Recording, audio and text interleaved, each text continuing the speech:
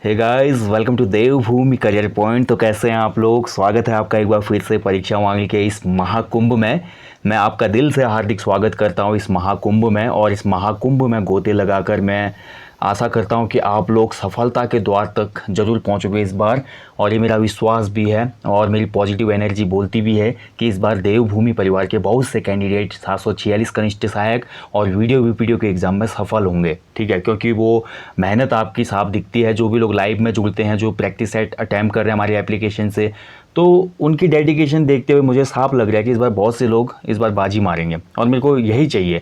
किसी भी मैं बोल सकता हूँ एडुकेटर के लिए या किसी भी शिक्षक के लिए सबसे बड़ी अचीवमेंट यही होती है, जिसको वो गाइड करता है, पढ़ाता है, वो अपने पैरों पे स्टेबल हो जाता है या सेल्फ डिपेंडेंट हो जाता है। वो एक मोमेंट होता है, या बोल सकता हूँ कि उसको हम बोल सकते हैं कि एक सक्सेसफुल जर्नी की जो डेफिनेशन है वही है मेरी नज़रों में। ठीक है, तो मैं आशा करूँगा इस बार बहुत से लोग निकलेंगे। तो महाकुंभ में आपका फिर से स्वागत है। इस महाकुंभ को आपने बिल्कुल भी मिस नहीं करना है। महाकुंभ में आपने रोज़ गोते लगाने जब भी ये महाकुंभ शुरू हो रहा है। ठीक है, तो आज हम इस महाकुंभ में भाग 23 करेंगे। और इस वाले चैप्टर में आज हम पहुंच गए हैं जिला दर्शन में बागेश्वर में। तो बागेश्वर के बारे में डिस्कस करेंगे। लगातार जिला दर्शन सीरीज आपको दी जा रही है। तो बागेश्वर का जो हमारा महत्वपूर्ण यहाँ पे ऐतिहासिक योगदान की बात करें, इसके साथ साथ कत्यूरी घाटी जो रही हमारी बागेश्वर में रही, यानी कि उत्तराखंड का हम बोल सकते हैं ना प्रॉपर एक जो पहला राजनीतिक वंश था वो कत्यूर वंश ही माना जाता है। कत्यूरी शासन या कार्तिकेयपुर माना जाता है। तो उसकी जगह भी कहीं ना कहीं बागेश्वर में रही। तो बागेश्वर अपने आप में ही एक महत्वपूर्ण ऐतिहासिक जनपद है। तो चलिए शुरू करेंगे और ज़्यादा से ज़्यादा लोग आ जाइए। काफ़ी लोग बोलते हैं कमेंट रीड नहीं किए जाते लाइव सेशन में। भाई देखो, मैं जब भी कोई टॉपिक पढ़ाता हूँ या मैं जब भी किसी को गाइड करता हूँ या जब भी मैं कोई मोटिवेशन बातें आपसे शेयर करता हूँ, मेरी हमेशा एक पहले से आदत रही है कि मेरा फोकस सिर्फ और सिर्फ उन चीज़ों पे होता है जो आपका जीवन बेहतर कर सकती है। कमेंट पे फोकस करूँगा तो टॉपिक में कुछ पॉइंट हमारे इधर उधर हो सकते हैं, इसलिए मैं ज़्यादा यहाँ पे फोकस नहीं करता। ये बात की बात है, कल के दिन पैसे हो जाएंगे तो हम भी चकाचक एक लाइव बोर्ड लाएंगे, स्मार्ट बोर्ड लाएंगे, फिर आपको लाइव पढ़ाएंगे। ठीक है, तो देखते हैं वो समय कब आता है। काफ़ी लोग लाइव भी देखना चाहते हैं हमें, तो वो समय जल्दी आएगा। पहले आप लोग निकल के तो दिखाओ मुझे। ठीक है, आप मुझे कनिष्ठ सहायक और वीडियो में सफल होकर दिखाओ, मैं आपको लाइव आता हूँ फिर। ठीक है, तो चलिए आज देखते हैं बागेश्वर जनपद को। महाकुंभ में बहुत ही महत्वपूर्ण है बागेश्वर, नाम से ही पता चल रहा है बागेश्वर का। अब वही हम हमेशा बात करते हैं जनपद के बारे में कि इसका इतिहास क्या रहा होगा नाम के पीछे। तो बागेश्वर को देखिए प्रारंभ में वागेश्वर कहा जाता था। ठीक है, वागेश्वर। और बहुत जगह पे बागेश्वर का नाम मिलता है वाक ईश्वर। वाक ईश्वर, अब वाक धन ईश्वर हम करते तो ये वागेश्वर हो जाता है। कौन सी संधि है? व्यंजन संधि है। ठीक है, क धनी हमारा देखिए जो क का ग बन जाता है कंडीशन में, कौन सी संधि होती है? व्यंजन संधि हो जाती है। ठीक है, तो ये वाक धन ईश्वर या बागेश्वर, बागेश्वर का ही नाम है। और मानस खंड में क्या बोला गया है बागेश्वर को? कभी क्वेश्चन बन जाएगा। तो मानस खंड में बागेश्वर को वागीश्वर तीर्थ बोला गया है। वागीश्वर तीर्थ बहुत ही इंपॉर्टेंट है, नोट करते जाना आपने। ठीक है, और कहीं कहीं पे बागेश्वर में देखिए हमारा जो नाम मिलता है वो मिलता है व्याघ्रेश्वर। ठीक है, व्याघ्रेश्वर ये भी इसी का नाम है। तो ये सभी नाम कभी भी पूछे जा सकते हैं। देखिए कुछ जिला दर्शन सीरीज में नाम रह जाते हैं, जैसे मैंने अल्मोड़ा आई थिंक आपको कल दिया। अल्मोड़ा में मैं भूल गया था बहुत सी चीज़ें, जैसे कि अल्मोड़ा में जो बाज़ार थे हमारे, उन बाज़ारों के बारे में बताना।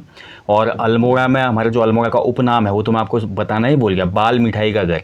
कुमाऊं क्षेत्र की सबसे फेमस जो मिठाई है बाल मिठाई, और बाल मिठाई का घर बोला जाता है अल्मोड़ा को। ठीक है, नोट कर लेना आप।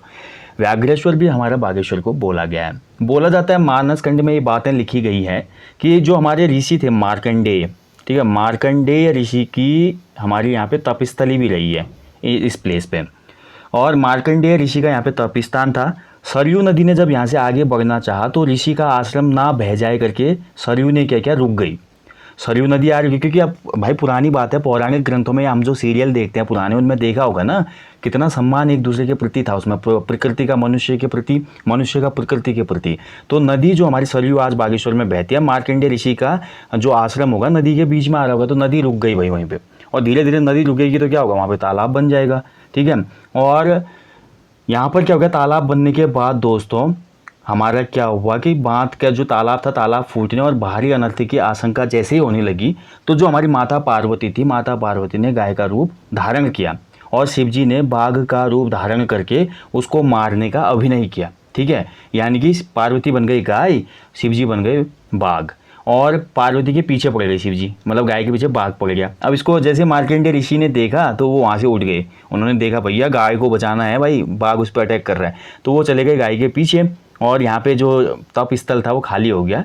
उसके बाद सरयू यहाँ से आगे बढ़ जाती है। तो ये नाम की उत्पत्ति के पीछे एक कहानी है, बताया जाता है बागेश्वर या व्याघ्रेश्वर, ठीक है। यही यहाँ पे सबसे बड़ा मैं पॉइंट बोलूँगा, इसका ज़्यादातर पॉइंट्स यही दिखे। उत्तर का वाराणसी भी कहा जाता है। कल हमने पढ़ा था, देखिए उत्तर का काशी, उत्तर का काशी विभांडेश्वर को कहा जाता है, पढ़ा था ना अल्मोड़ा में।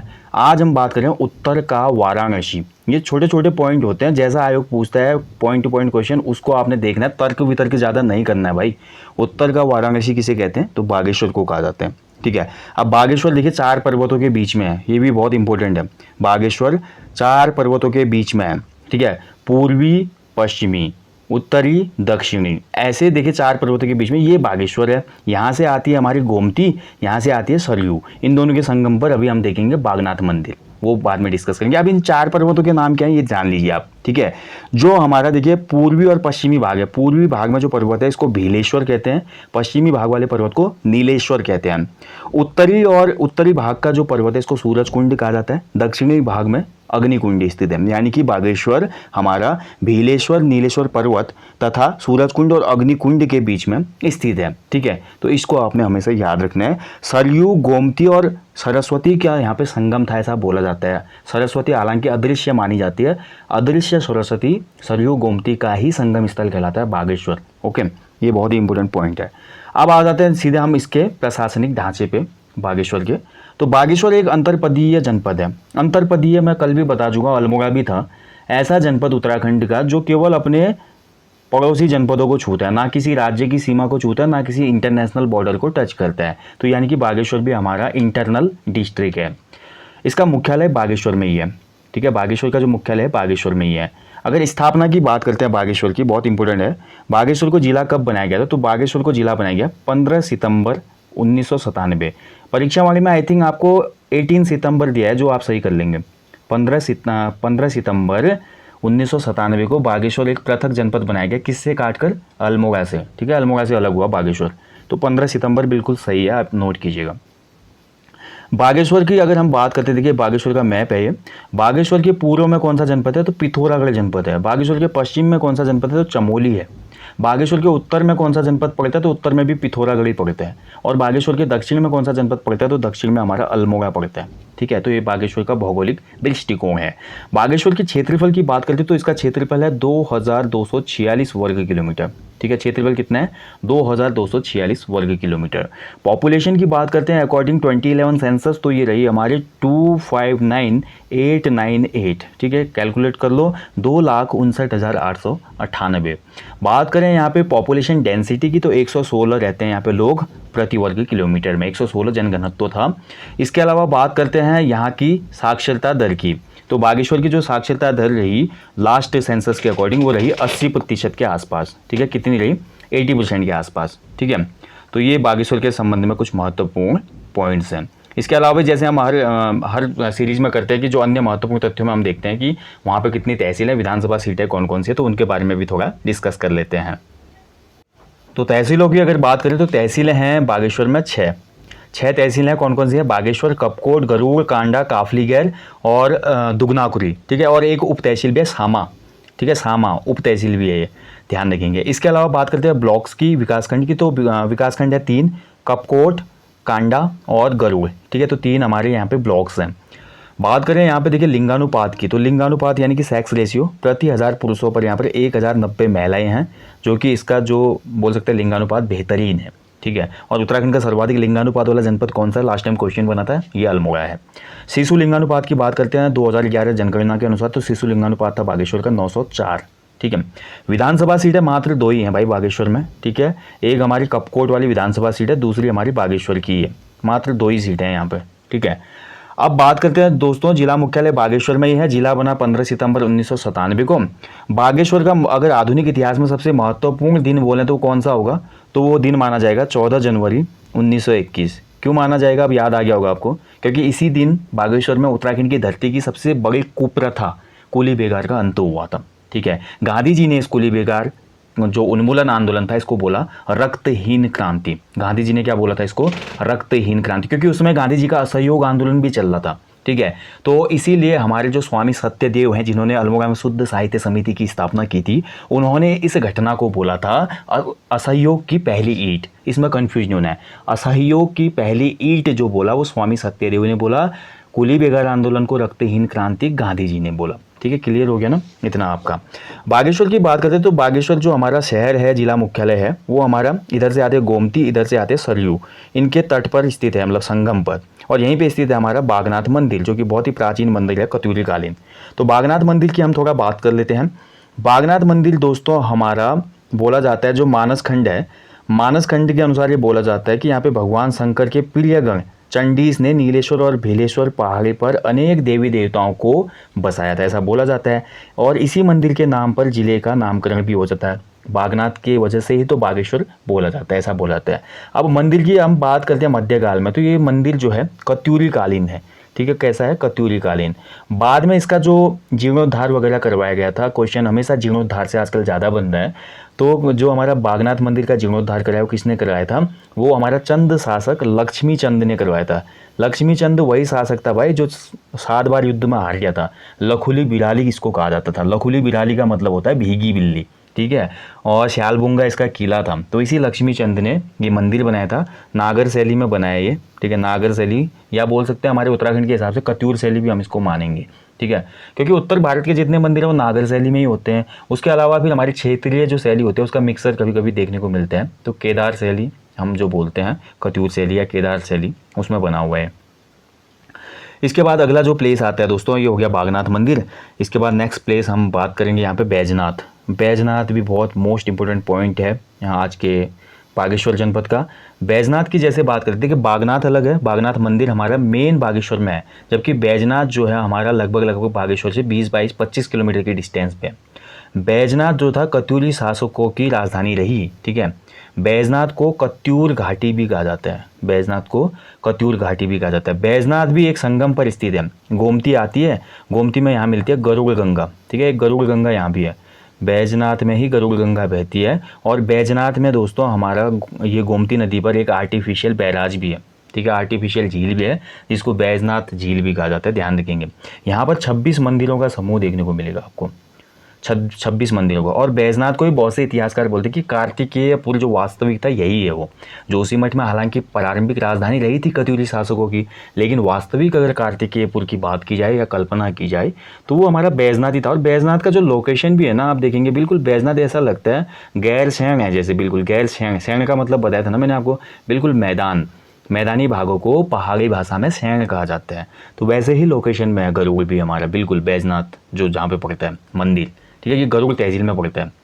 और गरुड़ तहसील में बैजनाथ मंदिर के साथ साथ हमारा एक प्लेस और पड़ता है दोस्तों, कोट भ्रामरी। कोट भ्रामरी भी आपको याद आ गया होगा, ये भी हमारी अधिष्ठात्री देवी थी। ठीक है, कोट भ्रामरी। तो कोट भ्रामरी हमारी कत्यूरी शासकों की कुलदेवी थी एक हिसाब से। इसके अलावा गागरी गोल नामक प्लेस भी गोमती नदी के तट पर है। और गागरी गोल से हमको महापाषाणीय कालीन क्या मिलते हैं? खंडित शवागार मिलते हैं। 1992-93 में खोज हुई इनकी। गागरी गोल भी एक हमारा क्या है? महापाषाणीय शवाधान का केंद्र रहा, मतलब साक्ष्य मिलने का। इसके बाद बात करते हैं दोस्तों, गरुड़ में ही स्थित है तेलीहाट। तेलीहाट तो कत्यूर वंश के अगर बात करें, जो कत्यूरी शासन था इस टाइम के, हमारे को प्राचीन मंदिर और इसके साथ साथ जो हमारे उनकी मूर्तियां थी, उनके नौले थे, और वैसे शिल्प कलाओं का मिश्रण हमको कहाँ पे देखने को मिलता है? तेलीहाट नामक प्लेस में। और वहीं हमको एक बद्रीनाथ मंदिर यहाँ भी देखने को मिलेगा। देखिए बद्रीनाथ मंदिर हमने कल भी पढ़ा था कहीं, बद्रीनाथ मंदिर यहाँ भी है एक।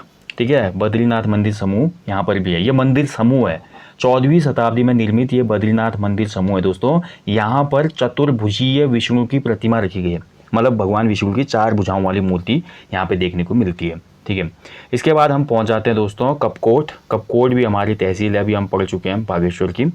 तो कपकोट तहसील में भी हमको एक मंदिर देखने को मिलेगा, बहुत फेमस है, नौलिंग देवता का मंदिर। ठीक है, नौलिंग देवता का मंदिर हमारा कहाँ पे है? ये हमारा कपकोट में ही स्थित है।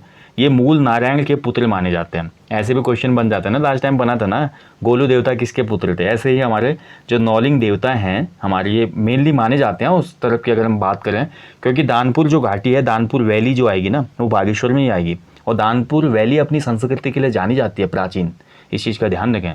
तो नौलिंग देवता का जो मंदिर है ये मूल नारायण के पुत्र माने जाते हैं। अब देखिए मेरे को बागेश्वर से याद आ गया, परसों ही एक क्वेश्चन बागेश्वर से बना था कि बागेश्वर में स्थित है धौली नाग का मंदिर।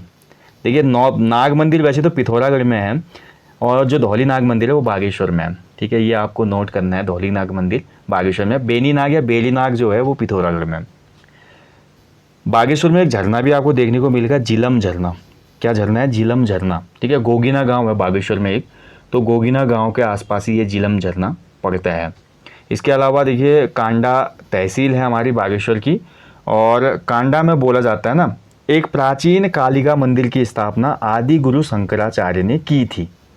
कभी क्वेश्चन ऐसे भी बना सकता है एग्जामिनर की, बागेश्वर के किस प्लेस पे एक कालिका मंदिर शंकराचार्य के द्वारा स्थापित किया गया था? तो बोला जाता है कि यहाँ पे जो ये कांडा तहसील वाला कालिका मंदिर है ये शंकराचार्य ने ही स्थापित किया था। ठीक है, अब आ जाते हैं भैया बागेश्वर के सबसे फेमस प्लेस पे जिसका नाम है कौसानी।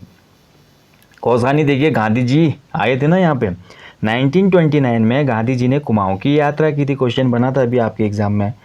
कौसानी का पुराना नाम क्या था? क्वेश्चन बनता है तो कौसानी का पुराना नाम था बलना। क्या नाम था? बलना।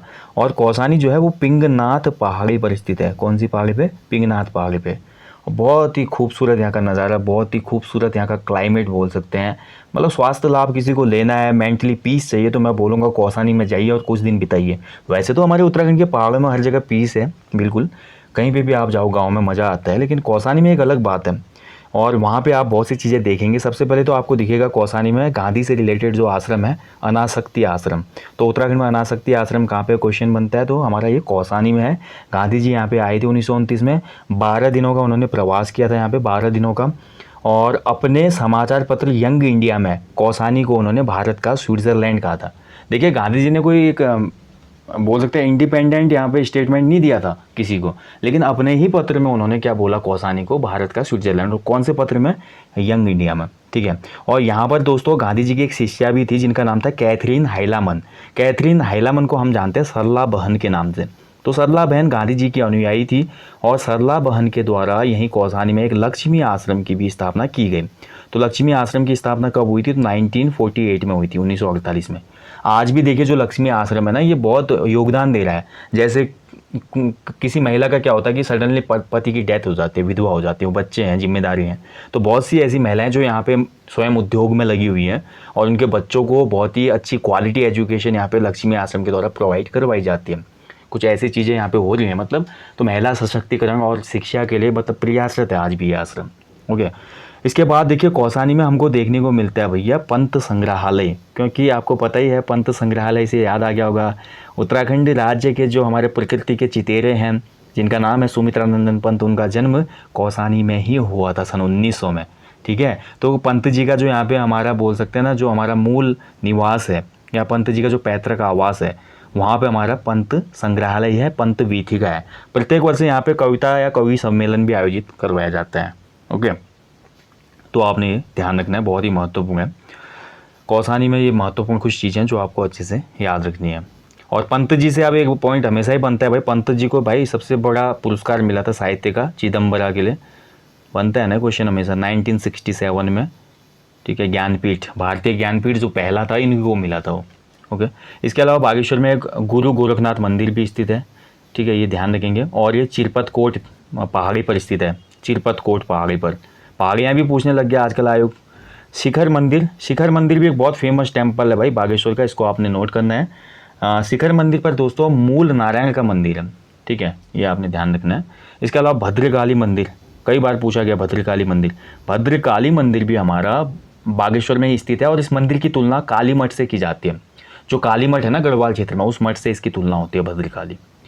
ओके, बाकी देखिए बागेश्वर स्थित कुछ गुफाएं हम देखेंगे अब। हाँ, बागेश्वर में दोस्तों एक दर्रा है, ट्रेल पास दर्रा, ट्रेल पास दर्रा, वेरी इंपॉर्टेंट। तो ट्रेल पास दर्रा क्यों इंपॉर्टेंट है? क्योंकि कमिश्नर ट्रेल के नाम पर है। ओके, और कमिश्नर ट्रेल के द्वारा इसकी खोज की गई थी 1830 में और उसी के नाम पे इसका नाम रख दिया गया ट्रेल पास दर्रा। बात करेंगे बागेश्वर स्थित कुछ गुफाएं, तो यहाँ पे कुछ गुफाएं हैं। ठीक है, तो जोगवाड़ी की गुफा है एक, तो जोगवाड़ी की गुफा बागेश्वर में ही है। गौरी उडियार, गौरी उडियार, ठीक है, मैंने भी विजिट किया गौरी उडियार में। तो तो गौरी उडियार वेरी नाइस प्लेस, बहुत बड़ी चट्टान है वहाँ पे, और देखेंगे उस पर एक से एक आकृतियाँ उभरी हुई हैं। इसके अलावा देखिए हमारा छुकोरी डाना या लघु उडियार भी हमारा बागेश्वर में है। भद्रकाली मंदिर की हमने बात की अभी, और भद्रकाली उडियार भी है एक, ठीक है। भद्रकाली उडियार या गुफा, आपको पता ही है पहाड़ी भाषा में गुफा को उडियार कहा जाता है, ठीक है, या स्थानीय भाषा में गढ़वाल कुमाऊं की गुफा को उडियार कहा जाता है, ध्यान रखेंगे। ब्यास गुफा भी है एक ब्यास गुफा बागेश्वर में भी है, कपकोट में, ठीक है, नोट कर लेंगे। अब इसके बाद बात करते हैं देखिए बागेश्वर की कुछ अन्य महत्वपूर्ण प्लेसेस की। तो बागेश्वर में देखिए हमारा जो है पिंडारी ग्लेशियर भी है, वेरी इंपॉर्टेंट, पिंडारी ग्लेशियर, ठीक है। तो पिंडारी ग्लेशियर की लोकेशन कहाँ है? बागेश्वर में। इसके अलावा अन्य ग्लेशियर भी हैं बागेश्वर में, जैसे कि कफनी ग्लेशियर, सुंदर ढूंगा ग्लेशियर। अब सुंदर ढूंगा नाम पड़ेगा ना, सुंदर ढूंगा, तो सुंदर ढूंगा ग्लेशियर भी हमारे कहाँ है? बागेश्वर में। अब देखिए ढूंगा शब्द को समझिए। ढूंगा जो हमारे पर्वतीय अंचल होते हैं वहाँ पे पत्थर के लिए जो शब्द यूज किया जाता है वो ढूंग कहा जाता है, ढूंग या ढूंगा। इसीलिए सुंदर ढूंगा को क्यों कहा जाता होगा? क्योंकि यहाँ पे जो पत्थर देखने को मिलते हैं ना हमें, वो पत्थर बड़े ही सुंदर आकार के होते हैं यहाँ पे, जैसे कि किसी ने मतलब उनको पॉलिश किया या किसी ने कटिंग वटिंग इतनी अच्छी की है। तो बागेश्वर के 3 प्रमुख ग्लेशियर यही हैं, पिंडारी ग्लेशियर, कफनी ग्लेशियर और सुंदर ढूंगा। कुछ ग्लेशियर ऐसे हैं जो बागेश्वर और हमारा पिथौरागढ़ दोनों जनपद में विस्तृत है, तो वो हम पिथौरागढ़ में ही पढ़ेंगे। ओके, इसके बाद देखिए बागेश्वर को हम बात करते हैं दोस्तों। बागेश्वर के जो उपनाम है वो गोल्डन वैली भी कहा जाता है, बागेश्वर को सुनहरी घाटी भी कहा जाता है, ठीक है, golden valley, very important. Bageshwar को गोल्डन वैली, उत्तर का वाराणसी, नीलगिरी और व्याघ्रेश्वर। नीलगिरी, व्याघ्रेश्वर, उत्तर का वाराणसी तो हम पढ़ चुके थे, बट गोल्डन वैली आपको पॉइंट नोट करना है यहाँ पे कि गोल्डन वैली बागेश्वर का नाम है। इसके अलावा देखिए बागेश्वर की हम बात करते हैं प्रमुख नदियों की, तो सबसे पहले नाम आता है सरयू नदी, ठीक है। सरयू नदी अति पवित्र नदी मानी जाती है कुमाऊं क्षेत्र की। कुमाऊं क्षेत्र की गंगा है एक हिसाब से सरयू, इतनी पवित्र इसको माना जाता है। ओके, बागेश्वर में गोमती से ये संगम बनाती है। भद्रागाड़, घाटगाड़, जालौरगाड़, बहुत सी नदियाँ हैं जो इसकी सहायक नदियाँ हैं। और इसके बाद सेरा घाट नामक एक प्लेस पड़ता है दोस्तों, ठीक है। सेरा घाट में भी बहुत सी नदियाँ इससे संगम बनाती है, लाइक लाहौर, कलियूर नदी। इसके बाद जैसे ही सरयू नदी आगे बढ़ती है तो रामेश्वर नामक एक प्लेस आता है पिथौरागढ़ जनपद का। उस रामेश्वर नामक प्लेस में पूर्वी रामगंगा से सरयू का संगम होता है। और इसके बाद हमारा लास्ट फाइनली जो सरयू है वो समाहित हो जाती है किसमें? काली नदी में। यानी कि काली नदी की सबसे बड़ी सहायक नदी जो है वो सरयू ही है, ठीक है। और रामचरितमानस में सरयू नदी को मानस नंदनी कहा गया है, वेरी इंपॉर्टेंट पॉइंट। सरयू को मानस नंदनी कहा गया है, किसमें? ये हमारा रामचरितमानस में बोला गया। रामचरितमानस के रचयिता कौन है? तुलसीदास जी हैं, ठीक है। बागेश्वर में एक ग्लेशियर भी है भाई, शंभू ग्लेशियर। शंभू, माफ कीजिएगा, बागेश्वर में एक बुग्याल भी है, शंभू बुग्याल, और अपने आप में एक ग्लेशियर भी है, ठीक है। शंभू बुग्याल और शंभू ग्लेशियर दोनों हमारे बागेश्वर में पड़ते हैं। गोमती नदी, वेरी इंपॉर्टेंट, गोमती बैजनाथ जिसके तट पर है वो हमने देखा ना अभी। तो गोमती भी एक प्रमुख नदी है। बागेश्वर में गोमती का संगम होता है सरयू में, कतूर घाटी के बीच में बहती है, ठीक है, ध्यान दें। गरुड़ घाटी या कतूर घाटी एक ही बात है, इस चीज़ का ध्यान रखेंगे हम। इसी पर बैजनाथ बैराज भी है, या बैजनाथ झील या बांध बोल सकते हैं हम, छोटा सा बिल्कुल इस पर बनाया गया है, जो कि जस्ट पड़ता है हमारा जहाँ पे बैजनाथ टेम्पल्स है ना, उसी के सामने है वो लेक जहाँ पे रोका गया पानी को। इसके अलावा एक गाड़ और महत्वपूर्ण है, बेलंग गाड़। बेलंग गाड़ पर्वतीय अंचलों में स्थानीय भाषा में हमारे नदियों को गाड़ भी कहा जाता है, ठीक है, इसको याद रखना है। और मेन नदी तो मैं भूल ही गया, पिंडारी नदी। पिंडारी नदी उद्गम पिंडारी ग्लेशियर से होता है, और ये नदी फिर आगे चलकर कर्णप्रयाग चमोली में किससे मिल जाती है? अलकनंदा से, ठीक है, इस चीज़ का ध्यान रखेंगे। अब इसके अलावा बागेश्वर से संबंधित अन्य कुछ महत्वपूर्ण तथ्यों की बात करें तो बागेश्वर के मेले बहुत महत्वपूर्ण है भाई। बागेश्वर के मेले क्यों महत्वपूर्ण है अभी आप जान जाएंगे। बागेश्वर में जो मेला आयोजित होता है उत्तरायणी मेला, उत्तरायणी मेला इसको बोलते हैं। तो उत्तरायणी मेला मकर संक्रांति के अवसर पर लगता है, ठीक है। बहुत सी जगह पे लगता है, वैसे उत्तराखंड की मैं बात करूँ धरती की, बहुत सी जगहों पर नदियों तट पर ही ये उत्तरायणी का कौतिक लगता है। बट हमारा बागेश्वर वाला जो उत्तरायणी का कौतिक है वो अपने आप में बहुत ज़्यादा प्रसिद्ध है, ऐतिहासिक महत्व भी है। उत्तराखंड राज्य का मैं बोल सकता हूँ या कुमाऊं क्षेत्र का सबसे प्राचीन मेला कौन सा है, तो ये उत्तरायणी मेला है। आयोग ने क्वेश्चन पूछ लिया एक बार, सबसे प्राचीन जो मेला है वो उत्तरायणी मेला ही है, ठीक है। लेकिन ये उत्तरायणी मेला ऐतिहासिक दृष्टि से और स्वाधीनता आंदोलन से तब जुड़ा जब इसी उत्तरायणी मेले के दिन 14 जनवरी 1921 को उत्तराखंड की धरती में एक कुप्रथा कुली बेगार का यहाँ पे अंत हुआ। तो कुली बेगार प्रथा का यहीं पे अंत हुआ था उत्तरायण के दिन ही। तब से हमारा क्या हुआ, उत्तरायण कौतिक और ज़्यादा फेमस हो गया। ठीक है, तो यहाँ पे आप पढ़ते हैं जो हमारी कुली बेगार प्रथा का उन्मूलन हुआ था, बहुत से यहाँ पे सामाजिक कार्यकर्ता पहुँचे थे, हमारे उसके स्वाधीनता आंदोलन के क्रांतिकारी यहाँ पे थे, भद्रीदत्त पांडे, बहुत से लोग थे, बड़े नामची लोग। और अंग्रेज़ आए यहाँ पे भी एक बार हो सकता था कि जलियांवाला वाला ही किस्सा हो जाता, लेकिन भीड़ इतनी ज़्यादा थी, लोगों ने इतना सपोर्ट किया कि जो ब्रिटिश सैनिक थे उस समय वो बिल्कुल ही छोटे चंद मालूम हुए। तो अब देखिए बहुत ज़्यादा भीड़ का सामना करने की हिम्मत नहीं हुई अंग्रेज़ों में, पीछे हट गए वो। ठीक है, तो पीछे हटने की वजह से दोस्तों यहाँ पर क्या हुआ, कुली बेगार के जो रजिस्टर थे ऑफिशियल, उनको सरयू नदी में बहा दिया गया लोगों के द्वारा, और भद्रीदत्त पांडे ने इसका नेतृत्व किया था। ठीक है, तो फाइनली क्या हुआ, यहाँ पे अनऑफिशियली इसको हम बोलेंगे, लेकिन उत्तराखंड की धरती से कुली बेगार का अंत हो गया था। ऑफिशियली जो डॉक्यूमेंट आया उस समय गवर्नमेंट का 1923 में आता है। देखिए दो प्रकार से प्रश्न बनेंगे, एक तो सिंपल प्रश्न बनेगा उत्तराखंड में कुली बेगार प्रथा का अंत कब हुआ, तो 1921 में ही हुआ, मकर संक्रांति के दिन। कभी क्वेश्चन ये बनेगा कि उत्तराखंड में औपचारिक रूप से कुली बेगार प्रथा का अंत कब हुआ, तो तब आपका आंसर 1923 हो जाएगा, क्योंकि जो हमारा अधिसूचना थी 1923 में ही आई थी कि अब इस प्रथा को बंद कर दिया जाए। ठीक है, तो ये हमारा था दोस्तों, आपको पता ही है कुली बेगार आंदोलन का ये पूरा इतिहास यहाँ पे मैं डिस्कस करूँगा नहीं, क्योंकि बहुत लंबा है ये। और इसके बाद हम बात करते हैं एक मेला और बहुत फेमस है उत्तरायणी मेले के बाद, कोट की माई मेला। ठीक है, कोट भ्रामरी मंदिर में लगता है कोट की माई मेला, ध्यान रखेंगे। देखिए कोट की माई जो है ना, इसको रंगचूला भी नाम कहा जाता है, रंगचूला आर्ट भी हम पढ़ते हैं ना, जिस कथूरी शासन जब हमने पढ़ा, तो रंगचूला नाम से भी विख्यात है मंदिर। यहाँ पर कथूरी राजाओं का किला भी था, ऐसा बोला जाता है, ध्यान रखेंगे। कोट की माई इसी का नाम है। अब बात करते हैं, देखिए अभी हमने उत्तरायणी कौतिक की बात की, तो इसी उत्तरायणी कौतिक पे या मकर संक्रांति पर कुमाऊं क्षेत्र में, खासकर जो हमारे बागेश्वर, अल्मोड़ा और पिथौरागढ़ जनपद है, तो कुमाऊं क्षेत्र में हमारा घुघुती त्यौहार भी मनाया जाता है, घुघुती। ठीक है, इस दिन आटे के लोइयों से घुघुती तैयार किए जाते हैं और घुघुती की माला गले में पहनी जाती है बच्चों के द्वारा, और उसके बाद हमारा कौवों को बुलाया जाता है। ठीक है, कौवों को बोला जाता है घुघुती आजा, कौवों को ये दिया जाता है खाने को, और बोला जाता है कि आप बड़ा ले जाओ और मेरे को सोने का घड़ा दे जाओ। ठीक है, तो ऐसी कुछ बातें बोली जाती हैं और बहुत ही अच्छा लगता है बचपन में, क्योंकि हमने खुद इसको सेलिब्रेट किया हुआ है। तो लगता था कि कब सुबह होती है और हम उसकी माला को गले में धारण करेंगे, जैसे फूलदेई के दिन हम एक्साइटेड होते थे। मैं बचपन से सभी पर्वों का हिस्सेदार रहा हूँ, मैंने फूलदेई उत्सव भी सेलिब्रेट किया है, एंड मैं घुघुती पर्व भी बहुत अच्छा लगता था मुझे। हालांकि मेरे को दिवाली की रोशनी अच्छी लगती है, बट दिवाली का जो नॉइज़ है वो पसंद नहीं है। तो हमारे कुछ ऐसे त्यौहार होते हैं जो हमने मनाने चाहिए, बहुत अच्छा लगता है इन त्योहारों को मनाने में। इसके बाद देखिए अन्य महत्वपूर्ण तथ्यों की बात करते हैं बागेश्वर के बारे में। तो बागेश्वर से ही हमारे एक व्यक्ति आते हैं दोस्तों, जिनका नाम था मोहन सिंह मेहता।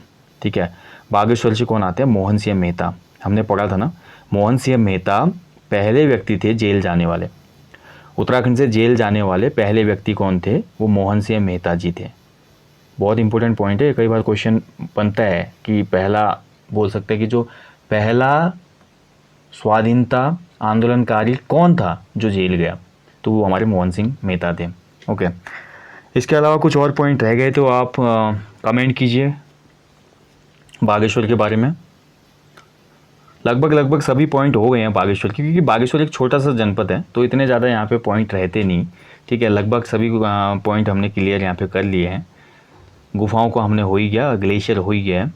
ओके, भद्रकाली मंदिर हमने कर लिया है, बाकी लगभग यही है। फिर बागेश्वर में ज़्यादा कुछ है नहीं, इसके अलावा भी कुछ पॉइंट रहेंगे तो आप कमेंट कर देना और मैं उसके बाद उसको पिन कर दूंगा नीचे। ठीक है, बाकी मोहन सिंह मेहता जी की हमने बात की। मोहन सिंह मेहता जी ने 1933 में यहाँ पर एक समिति स्थापित की थी बागेश्वर में, जिसका नाम था ग्राम सुधार समिति, ग्राम सुधार समिति। ठीक है, ये ध्यान रखेंगे, बहुत महत्वपूर्ण है। और सुमित्रानंदन पंत हम पढ़ ही चुके हैं, उत्तराखंड के साहित्यकार में, आप उनकी रचनाएं वगैरह देख लेना। ठीक है, वो ज़्यादा महत्वपूर्ण नहीं है, आप देख लेना। यहाँ पे मतलब महत्वपूर्ण है, खाली टाइम वेस्ट करना हुआ, आप वहाँ पे अलग से सेशन देखेंगे तो और बेहतर रहेगा, उत्तराखंड के महान साहित्यकार वाला। ठीक है, बाकी लगभग यही पॉइंट है दोस्तों, और यहीं पे सेशन को आज समाप्त करते हैं हमारा उत्तराखंड जिला दर्शन के इस महाकुंभ में जो बागेश्वर हमने पढ़ा। बाकी मैं देखिए सेशन को समाप्त करने से पहले आप सभी को एक टास्क दूंगा, और आप सभी से मेरी रिक्वेस्ट है, अपने जीवन में एक पेड़ ज़रूर लगाएं। ठीक है, ये टैगलाइन ही बना देंगे अब हम, अपने जीवन में एक पेड़ ज़रूर लगाना है। और दूसरी बात, हमेशा जब भी आप उत्तराखंड के कुछ अच्छे खूबसूरत प्लेसेस पे घूमने जाते हैं ना, तो वहाँ पे आपको जो भी कूड़ा दिखता है, जो भी वहाँ पे प्लास्टिक दिखता है, उसको अपने साथ कैरी करके लाएं। और उसके बाद जहाँ पे कूड़े को वो क्या कहते हैं डिस्पोज वहाँ पे उसको रख दीजिए, ठीक है, ताकि हमारे वहाँ पे इकोलॉजी पे कोई असर ना पड़े। दूरस्थ से जैसे हम ट्रैकिंग पे चले गए या किसी बुग्याल में घूमने चले गए, वहाँ की बात कर रहा हूँ, तो अपने जीवन में एक पेड़ लगाना है और अपने पहाड़ को साफ़ सुथरा रखना है, ठीक है। चलिए इसी संकल्प के साथ मिलेंगे जल्दी नेक्स्ट टॉपिक में। तब तक आप लोग अच्छे से अपनी स्टडी करें, अपना ध्यान रखें दोस्तों। जय हिंद, जय उत्तराखंड, शुभ रात्रि।